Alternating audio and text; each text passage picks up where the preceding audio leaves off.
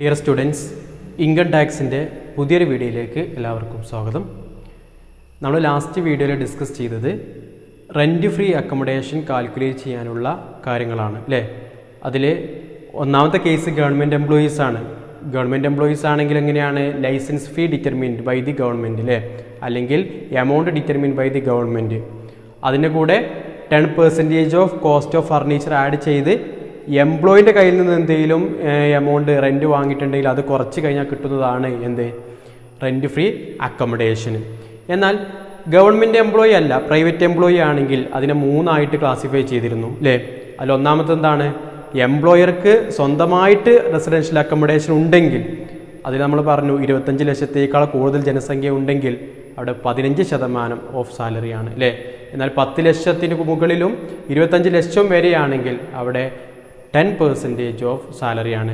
ഇനി 10 ലക്ഷവും അതിനേക്കാൾ കുറവുമാണെങ്കിൽ എന്തായിരിക്കും അവിടെ കണക്കാക്കേണ്ടത് 7.5% ഓഫ് സാലറിയാണ് കണക്കാക്കേണ്ടത്. ഇനി രണ്ടാമത്തെ കേസ് എന്താണ്, എംപ്ലോയർക്ക് സ്വന്തമായിട്ട് റെസിഡൻഷ്യൽ അക്കോമഡേഷൻ ഇല്ല, സ്വാഭാവികമായിട്ടും അവരെന്ത് ചെയ്തിട്ടുണ്ടാവും, വാടകയ്ക്ക് എടുത്തിട്ടുണ്ടാവും.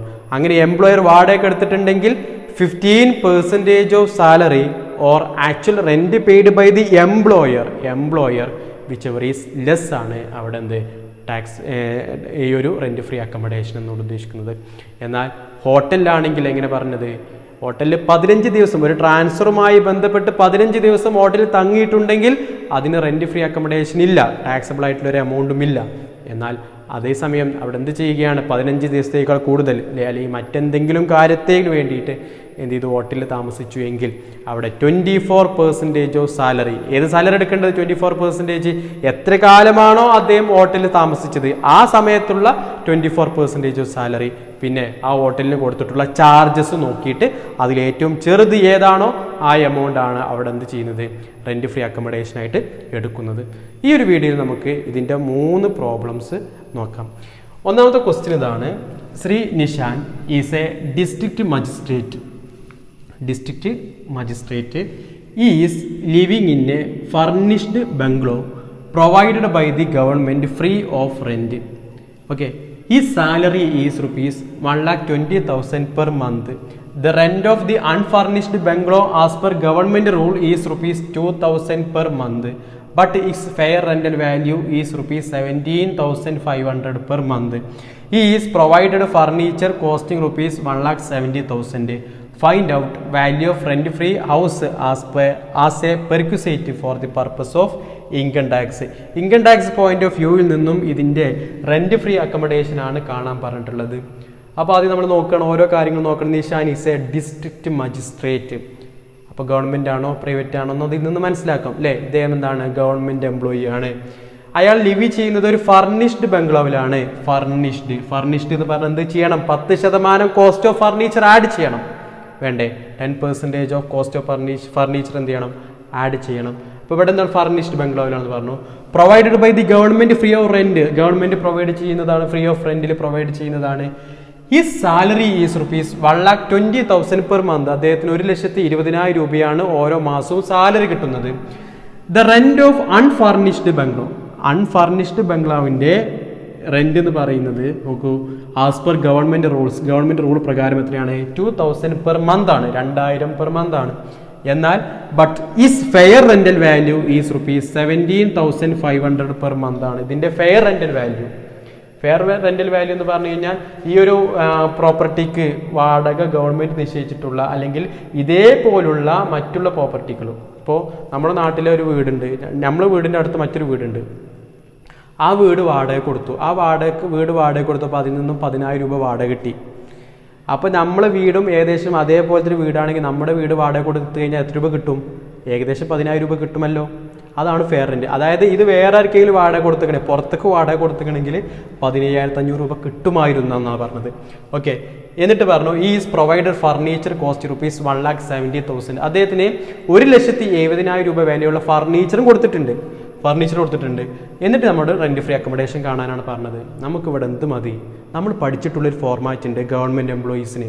എന്താണ്, ആദ്യം അത് എഴുതി വെക്കാം, എമൗണ്ട് ഡിറ്റർമിൻ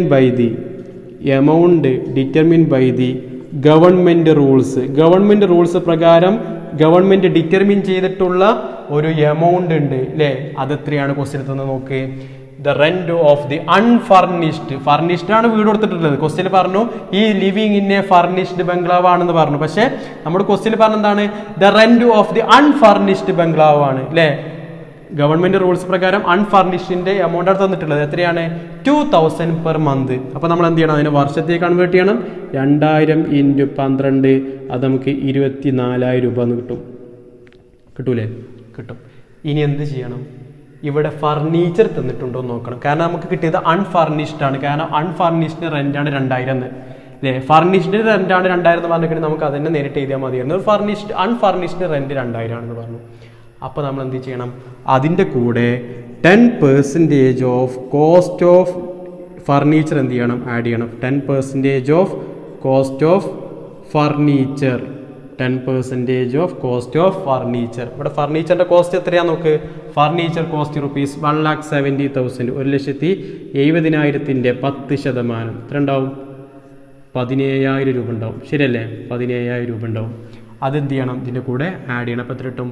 34 7 41,000 41,000 കിട്ടും. ഇനി നമ്മൾ നോക്കണം എംപ്ലോയിയുടെ കയ്യിൽ നിന്നും ഗവൺമെൻറ് എന്തെങ്കിലും റെൻറ്റ് വാങ്ങിയിട്ടുണ്ടോ നോക്കണം. എംപ്ലോയി ഏതെങ്കിലും റെൻറ്റ് കൊടുത്തിട്ടുണ്ടോ നോക്കണം. നോക്ക്, ഇവിടെ കൊടുത്തിട്ടുണ്ടോ? റെൻറ്റ് ഓഫ് ദി അൺഫർണിഷ്ഡ് ബംഗ്ലാവ് തന്നിട്ടുണ്ട്. പിന്നെ ഫെയർ റെൻറ്റൽ വാല്യൂ, ആ വീട് അവർ വേറെ ആർക്കെങ്കിലും കൊടുത്തിട്ടുണ്ടെങ്കിൽ കിട്ടുന്ന വാടകയാണത്. അത് പറഞ്ഞിട്ട് അത് നമുക്ക് ആവശ്യമല്ല. പിന്നെ വേറൊന്നും പറഞ്ഞിട്ടില്ല, ഇല്ലല്ലോ, വേറൊന്നും പറഞ്ഞിട്ടില്ല. അദ്ദേഹത്തിൻ്റെ സാലറി 1,20,000 എന്നൊക്കെ പറഞ്ഞിട്ട് നമുക്കത് ആവശ്യമില്ല. കാരണം ഇത് ഗവൺമെൻറ് എംപ്ലോയി ആണ്. അപ്പോൾ ഗവൺമെൻറ് ഫിക്സ് ചെയ്തിട്ടുള്ള ആ ഒരു എമൗണ്ട് 24,000 കൂടെ 10% കോസ്റ്റ് ഓഫ് ഫർണിച്ചർ ആഡ് ചെയ്ത് കഴിഞ്ഞാൽ കിട്ടുന്ന 41,000 രൂപ തന്നെയാണ് എന്ത്? Rent free accommodation furnished. Furnish ചെയ്തിട്ടുള്ള റെൻറ്റ് ഫ്രീ അക്കമഡേഷൻ നമ്മൾ കാണാൻ പറഞ്ഞത്. അപ്പോൾ നമ്മൾ എന്ത് ചെയ്യണം? അതന്നെ കാണണം. ഫർണിഷ്ഡ് ഹൗസാണ് അദ്ദേഹത്തിന് കൊടുത്തിട്ടുള്ളത്.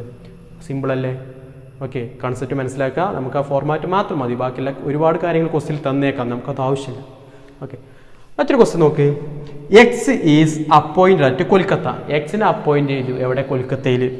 ഈ stayed in a hotel for 25 days. അതായത് അദ്ദേഹത്തിന് കൊൽക്കത്തയിൽ അപ്പോയിൻറ്റ് ചെയ്തു എന്ന് പറഞ്ഞതിൻ്റെ അർത്ഥം എന്താ? അദ്ദേഹത്തിന് ഇത് മുമ്പ് വേറെ എവിടെയെങ്കിലും അപ്പോയിൻറ്റ് ചെയ്തിട്ടുണ്ടാവും അല്ലേ? എന്നിട്ട് അദ്ദേഹം എന്ത് ചെയ്തു? ഇപ്പോൾ അവിടെ കൊൽക്കത്തയിൽ അപ്പോയിൻറ്റ് ചെയ്തപ്പോൾ അദ്ദേഹം അവിടെ 25 ദിവസം സ്റ്റേ ചെയ്തു. എവിടെ? ഹോട്ടലിൽ 25 ദിവസം സ്റ്റേ ചെയ്തു. Thereafter shifted in a house provided by his employer. അതിനുശേഷം അദ്ദേഹം എന്ത് ചെയ്തു? അദ്ദേഹത്തിൻ്റെ എംപ്ലോയർ പ്രൊവൈഡ് ചെയ്തിട്ടുള്ള ഒരു വീടിലേക്ക് മാറി. From the follow information determine the taxable value of perquisite stay in hotel. ഹോട്ടലിൽ താമസിച്ചതിൻ്റെ പെർക്വിസൈറ്റിൻ്റെ വാല്യൂ കാണാനാണ് പറഞ്ഞത്. അതിനുവേണ്ടി തന്നെ എന്താണ്? റൂം റെൻറ്റ് ഇൻ ഹോട്ടലിന് ഒരു ദിവസത്തേക്ക് 1000 രൂപയാണ്. 1,000 പെർ ഡേ ആണ്. മറ്റൊന്ന് പറഞ്ഞതാണ് salary for valuation of accommodation during the previous year is 7,30,000. നമുക്കിവിടെ സാലറി ആവശ്യമായിട്ട് വരും. അവിടെ അദ്ദേഹത്തിൻ്റെ സാലറി ആ ഒരു വർഷത്തിലെ പ്രീവിയസ് ഇയറിലെ സാലറി എന്ന് പറയുന്നത് 7,30,000 രൂപയാണ്. പിന്നെ പറഞ്ഞതാണ് employer recovered ₹200 from X regarding stay not. Employer എന്ത് ചെയ്തു എന്നറിയോ? ഈ തൊഴിലാളിയുടെ കയ്യിൽ നിന്നും 200 രൂപ എന്ത് ചെയ്തിട്ടുണ്ട്? വാങ്ങിയിട്ടുണ്ട്. Employer recovered ₹200 from X regarding stay in hotel. Hotel താമസിക്കുന്നതിന് വേണ്ടിയിട്ട് അദ്ദേഹത്തിൻ്റെ കയ്യിൽ നിന്നും 200 രൂപ വാങ്ങിയിട്ടുണ്ട് എന്നാണ് പറഞ്ഞത്. അപ്പോൾ ഇത് ഏതിൽ വരുന്നതാണ്? ഹോട്ടലുമായി ബന്ധപ്പെട്ടതല്ലേ? ഹോട്ടലുമായി ബന്ധപ്പെട്ടതാണെങ്കിൽ അതിൻ്റെ പ്രൊവിഷൻ എന്താണ്? അതായത് ഒരാൾ ട്രാൻസ്ഫർ ആയി വന്ന് 15 ദിവസം വരെ ഹോട്ടലിൽ നിൽക്കുകയാണെങ്കിൽ അതിന് പെർക്വിസൈറ്റ് ഇല്ല. എന്നാൽ 15 ദിവസത്തിനേക്കാൾ കൂടുതലുണ്ടെങ്കിൽ അല്ലെങ്കിൽ മറ്റുള്ള കാരണത്താലാണെങ്കിൽ എങ്ങനെ കണക്കാക്കുക? 24% ഓഫ് സാലറി ഫോർ ആ പീരീഡ് എത്ര കാലമാണോ ഉള്ളതെങ്കിൽ ഫോർ ദ പീരീഡ് ആ പീരീഡിനുള്ള 24 ദിവസത്തെ salary or actual hotel charges paid by employer എത്രയാണോ അതിന് ഹോട്ടൽ ചാർജ് കൊടുത്തിട്ടുള്ളതെങ്കിൽ അതും കമ്പയർ ചെയ്ത് അതിലേറ്റവും ചെറുത് ഏതാണോ അതാണ് അവിടെ എന്ത്? Rent free accommodation. അപ്പോൾ നമുക്ക് ആദ്യം ഇവിടെ എന്ത് ചെയ്യണം? 24% ഓഫ് സാലറി കാണണം അല്ലേ? 24% ഓഫ് സാലറി ഫോർ ദ പീരീഡാണ്. 24% of salary for the period. ഏതാ പീരീഡ്? എത്ര ദിവസമാണ്? പീരീഡ് ഓഫ് 25 days അല്ലേ? അതായത് നമുക്കിവിടെ അറിയാം, നമ്മൾ പറഞ്ഞതാണ് 24% of salary for the period. ഏതാ പീരീഡ്? എത്ര സമയമാണോ അദ്ദേഹം, എത്ര ദിവസങ്ങളാണോ അദ്ദേഹം ഹോട്ടലിൽ താമസിച്ചതെങ്കിൽ ആ താമസിച്ച പീരീഡിലുള്ള സാലറിയുടെ 24% വേണ്ടത്. അപ്പോൾ നമ്മൾ എത്രയാണ്? ഇയാളെ സാലറി എന്ന് തന്നിട്ടുണ്ട്. എത്രയാണ്? 7,30,000 രൂപ. 7,30,000 രൂപയുടെ 25 ദിവസം സാലറി ആക്കി മാറ്റണം ആദ്യം. 25/365 അല്ലേ? ഒരു വർഷത്തിൽ 365 ദിവസത്തിൽ 7,30,000 ആണ്. അപ്പോൾ 25 ദിവസത്തേക്ക് എത്ര സാലറി ഉണ്ടാവും നോക്കണം. അപ്പോൾ നോക്കുമ്പോൾ നമുക്ക് 5,000 കിട്ടും. 5,000 രൂപയാണ് എങ്ങനെയാണെങ്കിൽ 25 ദിവസത്തേക്ക് ഉണ്ടാവുക. അതിൻ്റെ 24% കാണണം അല്ലേ? 24/100 കാണണം. അപ്പോൾ എത്ര കിട്ടും? അപ്പോൾ നമുക്ക് 1,200 കിട്ടും. ഓക്കെ, 1,200 കിട്ടുക. അപ്പോൾ 7,30,000 25%, 25/365 ചെയ്യുമ്പോൾ 5,000, അതിൻ്റെ 24% കാണുമ്പോൾ 1,200 കിട്ടും. പിന്നെ അപ്പോൾ 24% salary for the period of 25 days. ഇനി actual hotel charges paid. Actual hotel charges paid by employer. ഇവിടെ എത്രയാണ് ഹോട്ടൽ ആക്ച്വൽ ചാർജ് കൊടുത്തിട്ടുള്ളത്? നോക്ക് എത്രയാണ്?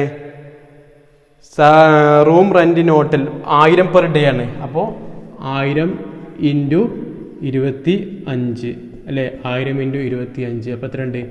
25,000. Whichever is less. ഇതിലേതാ ചെറുത്? ലെസ് ഏതാ? 1,200 അല്ലേ? അപ്പം നമ്മൾ എഴുതി ഇവിടെ 1,200 എഴുതി. തീർന്നിട്ടില്ല. ഇവിടെ എന്ത് ചെയ്യുന്നുണ്ട്? എംപ്ലോയർ എംപ്ലോയിയുടെ കയ്യിൽ നിന്നും 200 രൂപ എന്ത് ചെയ്യുന്നുണ്ട്? റിക്കവർ ചെയ്യുന്നുണ്ട് ഉണ്ടല്ലോ. അപ്പോൾ നമ്മൾ എഴുതണം ലെസ് റെൻറ്റ് പെയ്ഡ് ബൈ എംപ്ലോയിൻ്റെ കയ്യിൽ നിന്ന് റെൻറ്റ് വാങ്ങുന്നത് എത്രയാണ്? 200. ബാക്കി എത്ര രൂപയുള്ളൂ? 1000 രൂപയാണ് അവിടെ റെൻറ്റ് ഫ്രീ അക്കമഡേഷൻ. എത്ര രൂപയാണ്? 1000 രൂപ മാത്രം. എന്താ ചെയ്തത്? ഹോട്ടലിലാണ് താമസിച്ചു എന്ന് പറഞ്ഞു കഴിഞ്ഞാൽ എത്ര ദിവസമാണ് താമസിച്ച് നോക്കണം. അപ്പോൾ അവിടെ 25 ദിവസമാണ്, 15 ദിവസത്തേക്കാൾ കൂടുതലാണ്. അങ്ങനെയാണെങ്കിൽ എന്ത് ചെയ്യണം? അവിടെ 24% of salary for the period of എവിടെയാണ് നിൽക്കുന്നത് എങ്കിൽ ആ സമയത്ത് സാലറി. ഇപ്പോൾ ഇവിടെ 25 ദിവസം നിൽക്കണമെങ്കിൽ 25 ദിവസത്തെ സാലറിയുടെ 24% കാണണം. അപ്പോൾ നമ്മൾ കണ്ട് 7,30,000 25 ദിവസം സാലറിൻ്റെ 5,000, അതിൻ്റെ 24% കണ്ടപ്പോൾ 1,200 കിട്ടി. പിന്നെ ഹോട്ടൽ ആക്ച്വൽ ചാർജസ് ഇവിടെ എത്രയാണ്? ഹോട്ടൽ ചാർജ് കൊടുത്തത് 1000 രൂപ പെർ ഡേ ആണ്. അപ്പോൾ അങ്ങനെ 25 ദിവസം ആകുമ്പോൾ 25,000. ഏറ്റവും ചെറുത് ഏതാണ്? 1,200 ആണ്. അതിൽ നിന്നും എംപ്ലോയിയുടെ കയ്യിൽ നിന്നും റിക്കവർ ചെയ്തിട്ടുണ്ട് 200, അത് കുറക്കുക. അപ്പോൾ ബാക്കിയുള്ള 1000 രൂപയാണ് റെൻറ്റ് ഫ്രീ അക്കമഡേഷൻ. അടുത്ത ക്വസ്റ്റ്യൻ ഇതാണ്. An employer has taken A house on rent ₹15,000 per month. ഒരു എംപ്ലോയർ അദ്ദേഹത്തിന് സ്വന്തമായിട്ട് എന്തില്ല? വീടില്ല. അതായത് അദ്ദേഹത്തിൻ്റെ എംപ്ലോയീസിന് താമസിക്കാൻ കൊടുക്കാനുള്ള വീട് അദ്ദേഹത്തിന് സ്വന്തമായിട്ടില്ല. സ്വാഭാവികമായിട്ട് അദ്ദേഹം എന്ത് ചെയ്തിട്ടുണ്ടാവും? വാടക എടുത്തിട്ടുണ്ടാവും. അതാ പറഞ്ഞത് an employer has taken A house on rent ₹15,000 per month. മാസത്തിൽ 15,000 രൂപ, വർഷത്തിൽ 1,80,000 രൂപ വാടക കൊടുത്തിട്ട് എന്ത് ചെയ്തു? ഒരു വീടെടുത്തു. He allotted half the house to mister A and half to mister B. അതായത് അദ്ദേഹത്തിന് അതിൻ്റെ പകുതി ആർക്ക് കൊടുത്തു? എക്കും കൊടുത്തു, പകുതി ബിക്കും കൊടുത്തു. ഫോർ റെസിഡൻഷ്യൽ പർപ്പസിന്. The annual salary of mister A ₹3 lakh and mister B ₹7 lakh. Find out value of rent free house for mister A and mister B. Mister എയുടെയും ബിയുടെയും റെൻറ്റ് ഫ്രീ അക്കമഡേഷൻ കാണാനാണ് പറഞ്ഞിട്ടുള്ളത്. അപ്പോൾ ഇവിടെ നമുക്ക് പറഞ്ഞെന്താണ്? എംപ്ലോയർ വാടകയ്ക്ക് വീട് എടുത്തു എന്ന് പറഞ്ഞാൽ അതിൻ്റെ അർത്ഥം എന്താ? എംപ്ലോയർക്ക് സ്വന്തമായിട്ട് വീടില്ല എന്നല്ലേ? എംപ്ലോയർക്ക് സ്വന്തമായിട്ട് വീടില്ല എങ്കിൽ നമ്മൾ എങ്ങനെ ചെയ്യാറുള്ളത്? 15% of salary or actual rent paid by the employer whichever is less ആണെന്ത്? Taxable value of rent free accommodation പെർക്വിസൈറ്റിൻ്റെ എമൗണ്ട്. എങ്ങനെയാണ്? 15. ഇപ്പോൾ ഇവിടെ വാടക എടുത്തതാണ്. വാടക എടുത്താൽ 15%. ഹോട്ടലിലാണെങ്കിലാണ് 24% എന്ന് പറയുന്നത്. ഇവിടെ വാടക എടുത്തതാണ്. അപ്പോൾ 15% salary or actual rent paid by the employer whichever is less ആണ്. ഓക്കെ, അപ്പോൾ നമ്മൾ എഴുതി വെക്കുകയാണ്. In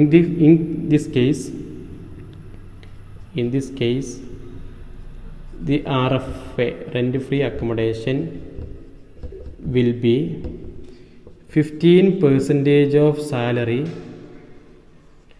or actual rent paid by employer whichever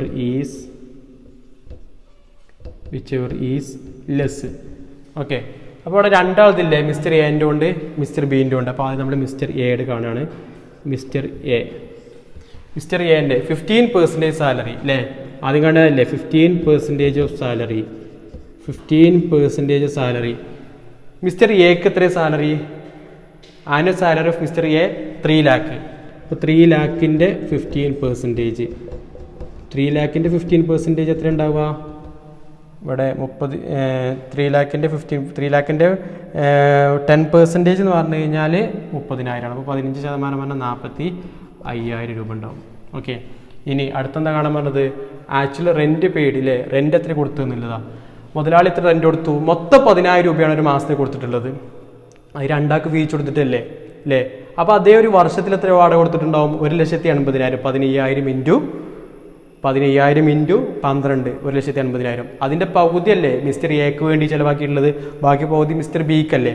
അപ്പോൾ നമ്മൾ ഇതാണ് actual rent paid by the employer. Actual rent paid by employer എത്ര rent കൊടുത്തു എന്നാ? എത്ര കൊടുത്തത്? 15,000 പെർ മന്താണ്. 15,000 ഇൻറ്റു 12 എത്ര ഉണ്ടാവും? 1,80,000 ഉണ്ടാവും. അതിനെ 2 ആക്കി ഡിവൈഡ് ചെയ്യണം. അപ്പോൾ 90,000 അല്ലേ? അപ്പോൾ ഇതിൽ ഏതാ ചെറുത്? Less is 45,000. അപ്പോൾ ഇവിടെ എന്തായി? Rent free accommodation is 45,000. ഇനി അതേപോലെ മിസ്റ്റർ ബീൻ്റെ കാണണം. മിസ്റ്റർ ബീൻ്റെത് കാണുമ്പോൾ 15% ഓഫ് സാലറി അല്ലേ? ആദ്യം കാണേണ്ടത് 15% ഓഫ് സാലറി അല്ലേ? അദ്ദേഹത്തിൻ്റെ സാലറി എത്രയാണ്? 7 ലക്ഷം രൂപയാണ്. അപ്പോൾ 7 ലക്ഷത്തിൻ്റെ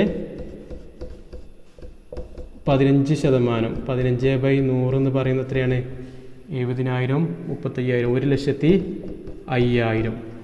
ഓക്കെ, ഇനി അവിടെ ആക്ച്വൽ റെൻ്റ് എത്ര കൊടുത്തത്? 90,000 അല്ലേ? 2 കൊടുത്ത ഒരേപോലെ തന്നെ അല്ലേ? ആക്ച്വൽ റെൻറ്റ് പെയ്ഡ് ബൈ എംപ്ലോയറും എംപ്ലോയി ഒന്നും മാറരുത് കേട്ടോ. എംപ്ലോയർ എന്ന് പറഞ്ഞാൽ മുതലാളി കൊടുത്തതാണ്. അതാണ് ഇവിടെ നമുക്ക് ആവശ്യം. എത്രയാണ്? 90,000 ലെസ് എത്രയാണ്? 90,000 അല്ലേ ചെറുത്? 1,05,000 90,000 ചെറുത് 90,000 ആണ്. അപ്പോൾ RFA ഈസ് 90,000. നിങ്ങൾ ഈ RFA എന്നൊന്നും എഴുതി വെക്കരുത്. ഞാൻ സ്ഥലമില്ലാത്തതുകൊണ്ട് എഴുതിയതാണ്. റെൻറ്റ് ഫ്രീ അക്കോമഡേഷൻ തന്നെ എഴുതുക. ഓക്കെ, അപ്പോൾ ഇങ്ങനെയാണ് എന്ത് ചെയ്യുക? പ്രോബ്ലം ചെയ്യുക. നമുക്ക് 3 കേസിലുള്ള പ്രോബ്ലമാണ് തന്നത്. ഒന്ന് ഗവൺമെൻറ് എംപ്ലോയിയുടെ കേസ് നമ്മൾ ചെയ്തു, മറ്റൊന്ന് ഹോട്ടലത്തെ കേസ് ചെയ്തു, മറ്റൊന്ന് മുതലാളിക്ക് സ്വന്തമായിട്ട് വാടകയ്ക്ക് സ്വന്തമായിട്ട് റെസിഡൻഷ്യൽ അക്കോമഡേഷൻ ഇല്ല, അതുകൊണ്ട് അവർ വാടകയ്ക്ക് എടുത്തതാണ്. ആ കേസ് ചെയ്തു. ഇനി നമുക്ക് ബാക്കിയുള്ള കേസിലെ പ്രോബ്ലംസും ഒക്കെപ്പാട് കൂട്ടിയിട്ടുള്ള പ്രോബ്ലംസൊക്കെ നമുക്ക് അടുത്ത ക്ലാസ്സിൽ ചെയ്യാം. Okay, thank you.